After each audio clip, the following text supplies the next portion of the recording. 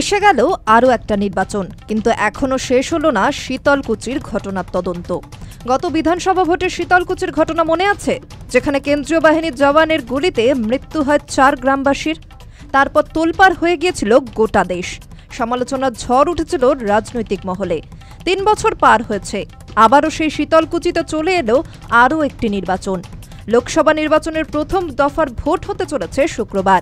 সেখানে আবার মোতায়েন করা হবে কেন্দ্রীয় বাহিনী, কিন্তু এখনও তদন্ত শেষ হয়নি। ঠিক কি ঘটেছিল সেদিন, চলুন ফিরে দেখা যাক। 2021-এর 10ই এপ্রিল ভোটের দিন শীতলকুচির জোরপাটক গ্রামের 126 নম্বর বুথের বাইরে এই ঘটনাটি ঘটে। তদন্তকারীদের দাবি, এই ঘটনায় প্রত্যক্ষদর্শীরা জানিয়েছিলেন যে কেন্দ্রীয় জওয়ানরা প্রথমে শূন্যে গুলি চালায়, তাতে ভিড় ছত্রভঙ্গ হয়ে যায়। এতে বিক্ষুব্ধ হয়ে পড়েন গ্রামবাসীরা। তারা এসে জটলা তৈরি করেন, এমনকি গোলমালও শুরু হয়।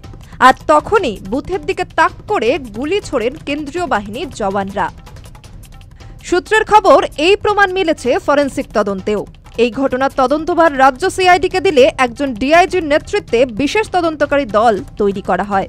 প্রাথমিক তদন্তে উঠে আসে জওয়ানদের বিরুদ্ধে ইচ্ছাকৃতভাবে গুলি চালানোর প্রমাণ। কিন্তু এখনও শেষ হয়নি তদন্ত।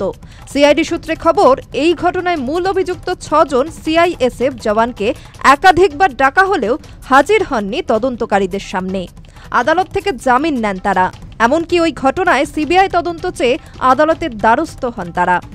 সিআইডি সূত্রে খবর, অভিযুক্ত জওয়ানদের 8 বার ডাকা হয়েছিল কিছু জিজ্ঞাসাবাদের জন্য, কিন্তু মোটেই সহযোগিতা করেননি তারা। এখন তারা উত্তর ভারতের বিভিন্ন রাজ্যে কর্মরত রয়েছেন বলে খবর।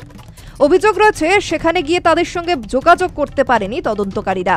তবে রাজ্য পুলিশের একাংশ জানিয়েছে, তদন্ত প্রায় শেষের দিকে। তবে শেষমেশ কবে হয় এই ঘটনার নিষ্পত্তি, এখন সেটাই দেখার। ব্যুরো রিপোর্ট, নিউজ বর্তমান।